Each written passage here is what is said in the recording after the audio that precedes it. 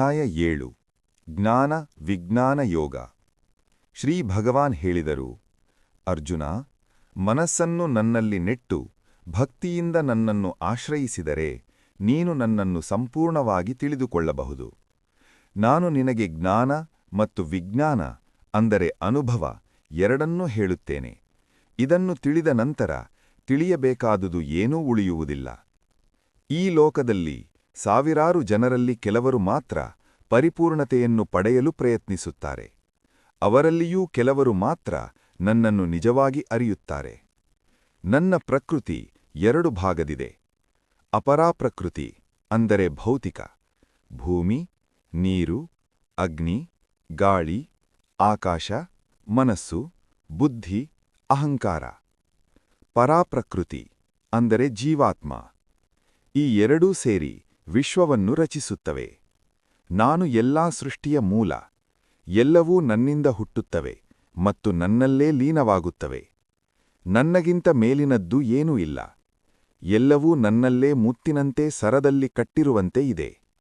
ನಾನು ನೀರಿನಲ್ಲಿ ರುಚಿ, ಸೂರ್ಯಚಂದ್ರರಲ್ಲಿ ಪ್ರಕಾಶ, ವೇದಗಳಲ್ಲಿ ಓಂ, ಆಕಾಶದಲ್ಲಿ ಶಬ್ದ, ಮಾನವನಲ್ಲಿ ಶಕ್ತಿ. ನಾನು ಧರ್ಮಕ್ಕೆ ವಿರುದ್ಧವಲ್ಲದ ಆಸೆ. ನಾನು ಜೀವಿಗಳಲ್ಲಿ ಜೀವನಶಕ್ತಿ. ಈ ಜಗತ್ತು ಮೂರು ಗುಣಗಳಿಂದ ಮೋಹಗೊಂಡಿದೆ. ಆದ್ದರಿಂದ ಜನರು ನನ್ನನ್ನು ಗುರುತಿಸಲು ಸಾಧ್ಯವಾಗುವುದಿಲ್ಲ. ನನ್ನ ಮಾಯೆ ದಾಟುವುದು ಕಷ್ಟ. ಆದರೆ ನನ್ನಲ್ಲಿ ಶರಣಾದವರು ಅದನ್ನು ದಾಟುತ್ತಾರೆ.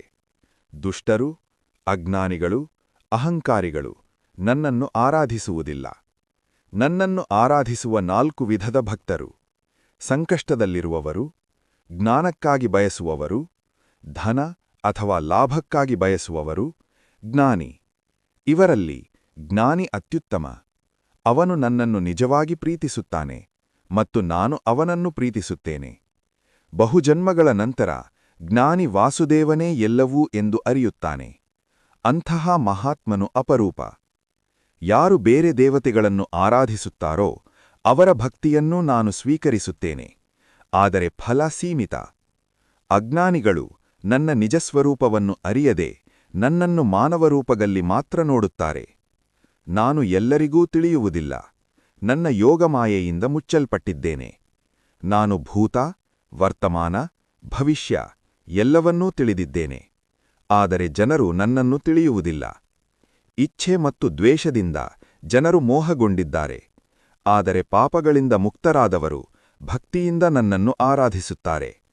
ಯಾರು ಬ್ರಹ್ಮವನ್ನು, ಆತ್ಮವನ್ನು, ಕರ್ಮವನ್ನು ತಿಳಿದುಕೊಂಡು ನನ್ನನ್ನು ಭಜಿಸುತ್ತಾರೋ ಅವರು ಮರಣಕಾಲದಲ್ಲೂ ನನ್ನನ್ನು ನೆನಪಿಸುತ್ತಾರೆ ಮತ್ತು ನನ್ನನ್ನು ಪಡೆಯುತ್ತಾರೆ.